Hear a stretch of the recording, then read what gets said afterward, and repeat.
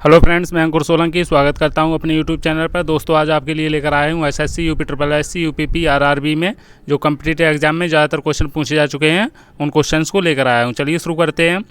तो यहाँ पिछला प्रश्न मैंने पूछा था, कालाशोक की राजधानी कहाँ थी? तो इसका सही उत्तर हो जाएगा दोस्तों, कालाशोक की राजधानी वैशाली थी। कहाँ थी? वैशाली। नेक्स्ट क्वेश्चन है, यूनानियों ने किसे अमित्रोचेटस कहा था? यूनानियों ने किसे अमित्रोचेटस कहा था? ऑप्शन आपके सामने है, चंद्रगुप्त मौर्य, अशोक, बिंदुसार या कुणाल। आपको सही उत्तर बताना है दोस्तों। क्या सही उत्तर हो जाएगा? कुछ समय आपको दिया जा रहा है। तो आपका सही उत्तर हो जाएगा, यूनानियों ने अमित्रोचेटस बिंदुसार को कहा था। किसे कहा था? बिंदुसार को। बिंदुसार जो था वो आजीवक धर्म को मानने वाला था और इसके अन्य नाम अजातशत्रु, बरिसार, सिंघसेन और मद्रसार थे। चंद्रगुप्त मौर्य और दुर्धरा का ये पुत्र था। अशोक, सुसीम इसके पुत्र थे। नेक्स्ट क्वेश्चन यहाँ पर देख लेते हैं, मौर्य शासक अशोक ने कलिंग पर कब आक्रमण किया था? ऑप्शन आपके सामने है, 269 ईस्वी पूर्व, 261 ईस्वी पूर्व, 259 ईस्वी पूर्व, 251 ईस्वी पूर्व। आपको सही उत्तर बताना है दोस्तों। ऑप्शन आपके सामने है, कुछ समय आपको दिया जा रहा है।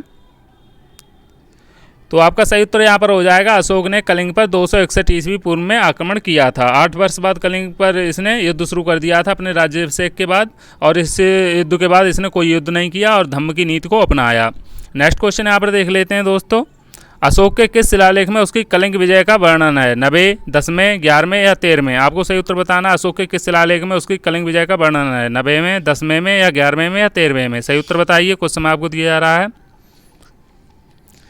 तो यहाँ पर आपका सही उत्तर हो जाएगा दोस्तों, अशोक के 13वें शिलालेख में उसकी कलिंग विजय का वर्णन है। कौन सी शिलालेख में? 13वें शिलालेख में। नेक्स्ट क्वेश्चन यहाँ पर देख लेते हैं, निम्न में से किस लघु शिलालेख में अशोक का बुद्ध साक्यम एवं अशोक नाम मिलता है? ऑप्शन आपके सामने है, एरोरा, मास्की, एरगुडी या सहस्राम। आपको सही उत्तर बताना है, किस लघु शिलालेख में उसका नाम बुद्ध साक्य एवं अशोक मिलता है? सही उत्तर बताइए, कुछ समय आपको दिया जा रहा है। तो यहाँ पर आपका सही उत्तर हो जाएगा दोस्तों, मास्की लघु शिलालेख में अशोक का नाम बुद्ध साक्य एवं अशोक मिलता है। मास्की जो शिलालेख है ये बेलनाकार आकृति में है और ये कर्नाटक आंध्र प्रदेश की सीमा पर रायचूर जिले में स्थित है। नेक्स्ट क्वेश्चन यहाँ पर देख लेते हैं, अशोक का कौन सा अभिलेख 2 भाषाओं ग्रीक और अरमैक में प्राप्त होता है? अशोक का कौन सा अभिलेख 2 भाषाओं में प्राप्त हुआ है, ग्रीक और अरमैक में? तो आपके ऑप्शन है, सरेकुना, शाहबाजगढ़ी, कालसी या रुमिनदई। आपको सही उत्तर बताना, ऑप्शन आपके सामने कुछ समय आपको दिया जा रहा है।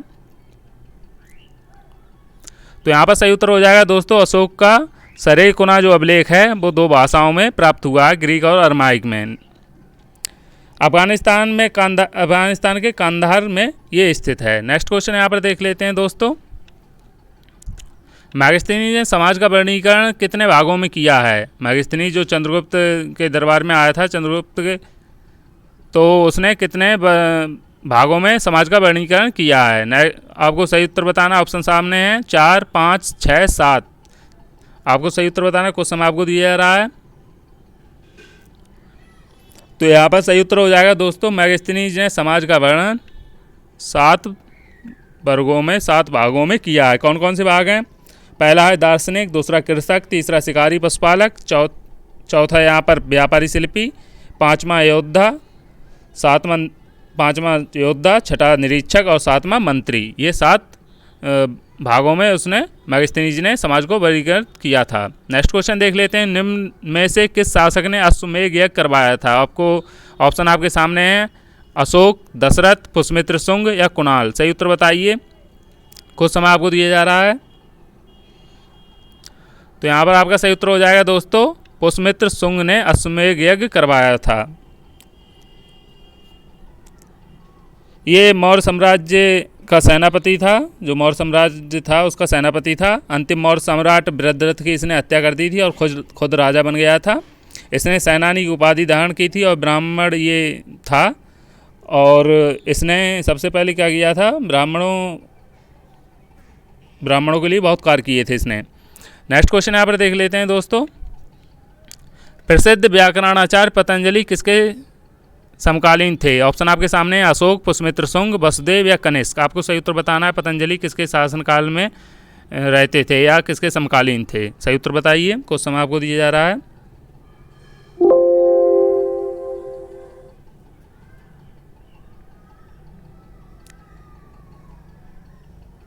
तो यहाँ पर आपका सही उत्तर हो जाएगा दोस्तों पुष्यमित्र शुंग।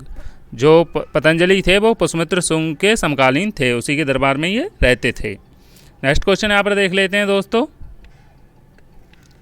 भूमिदान का सर्वप्रथम प्रयोग किस समय प्राप्त होता है? भूमिदान कब देना प्रारंभ हुआ था? ऑप्शन आपके सामने है, शुंग, कण्व या सातवाहन या गुप्त वंश। ये सभी वंश आपके सामने है, किस वंश में ये शुरुआत हुई थी भूमिदान की? आपको सही उत्तर बताना है, कुछ समय आपको दिया जा रहा है, जल्दी उत्तर बताइए।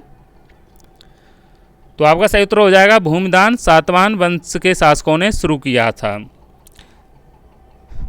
60वें ईस्वी पूर्व में इस वंश की स्थापना हुई थी और किसने इसकी स्थापना की थी? राजा सिमुक ने इसकी स्थापना की थी।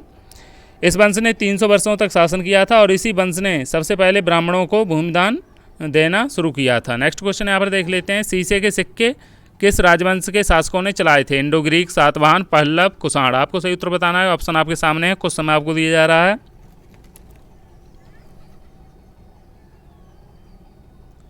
तो यहाँ पर आपका सही उत्तर हो जाएगा दोस्तों, शीशे के सिक्के सातवाहन वंश के शासकों ने चलाए थे। किसने चलाए थे? सातवाहन वंश के शासकों ने।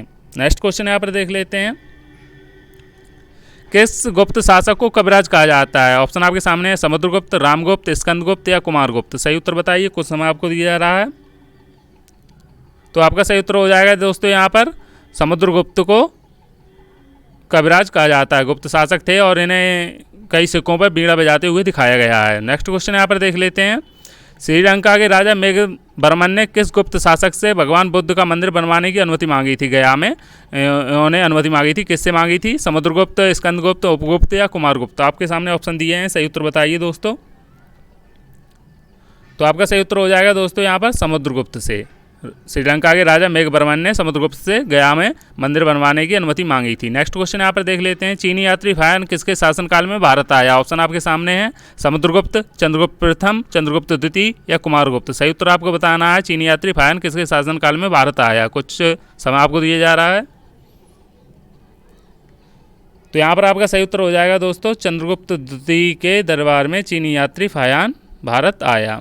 नेक्स्ट क्वेश्चन यहाँ पर देख लेते हैं, चंद्रगुप्त विक्रमादित्य ने किस उपलक्ष्य में चांदी के सिक्के जारी किए? राजा बनने के, हूणों को पराजित करने के, शादी करने के या शंकों को पराजित करने के। आपको सही उत्तर बताना है दोस्तों, चंद्रगुप्त विक्रमादित्य ने किस उपलक्ष्य में चांदी के सिक्के जारी किए थे? कुछ समय आपको दिया जा रहा है, ऑप्शन आपके सामने है। तो यहाँ पर आपका सही उत्तर हो जाएगा दोस्तों, शंकों को पराजित करने के उपलक्ष्य में चंद्रगुप्त विक्रमादित्य ने चांदी के सिक्के जारी किए थे। नेक्स्ट क्वेश्चन यहाँ पर देख लेते हैं, गुप्तकालीन स्वर्ण सिक्कों को क्या कहा जाता था? ऑप्शन आपके सामने है, दीनार, रूपक, कारसापण या निष्क। सही उत्तर आपको बताना है, कुछ समय आपको दिया जा रहा है। तो यहाँ पर सही उत्तर आपका हो जाएगा, गुप्तकालीन स्वर्ण सिक्कों को दीनार कहा जाता था। क्या कहा जाता था? दीनार। नेक्स्ट क्वेश्चन यहाँ पर देख लेते हैं, मंदिर निर्माण की कला का जन्म सर्वप्रथम कब हुआ था? मौर्य काल में, गुप्त काल में, कुषाण काल में या सैंधव काल में? सही उत्तर आपको बताना है, कुछ समय आपको दिया जा रहा है, ऑप्शन आपके सामने है।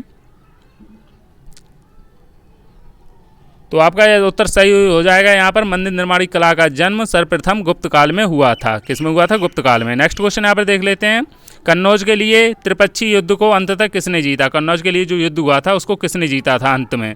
पाल वंश, प्रत्याहार वंश, राष्ट्रकूट वंश या चालुक वंश? सही उत्तर आपको बताना है, कुछ समय आपको दिया जा रहा है।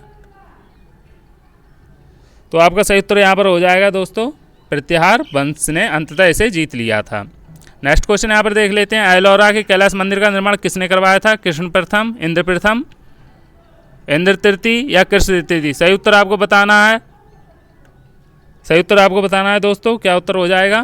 तो इसका सही उत्तर हो जाएगा दोस्तों, कृष्ण प्रथम ने। एलोरा के जो कैलाश मंदिर है उसका निर्माण कृष्ण प्रथम ने करवाया था। ये राष्ट्रकूट वंश से संबंधित है और 775 ईस्वी में ये राजगद्दी पर बैठे थे और उन्होंने राजाधिराज परमेश्वर की उपाधि ग्रहण की थी। लास्ट क्वेश्चन आपका देख लेते हैं, स्थानीय सुशासन किसके प्रशासन की विशेषता थी? ऑप्शन आपके सामने है, चेरों की, पल्लवों की, चोलों की या पालों की? आपको सही उत्तर बताना है दोस्तों, यहाँ पर ऑप्शन आपको दिए जा चुके हैं, सही उत्तर बताइए। तो इसका सही उत्तर हो जाएगा दोस्तों, स्थानीय सुशासन चोलों के प्रशासन की विशेषता थी। नेक्स्ट क्वेश्चन यहाँ पर देख लेते हैं, नालंदा विश्वविद्यालय की स्थापना किसके शासनकाल में की गई? स्कंदगुप्त, कुमारगुप्त प्रथम, चंद्रगुप्त या समुद्रगुप्त? आपको सही उत्तर बताना है, ये आपको कमेंट में बताना है, मैं उत्तर नहीं बताऊंगा, आपको वीडियो खत्म होने के बाद कमेंट में बताना है। तो आज के लिए दोस्तों इतना ही, थैंक यू फॉर सपोर्ट।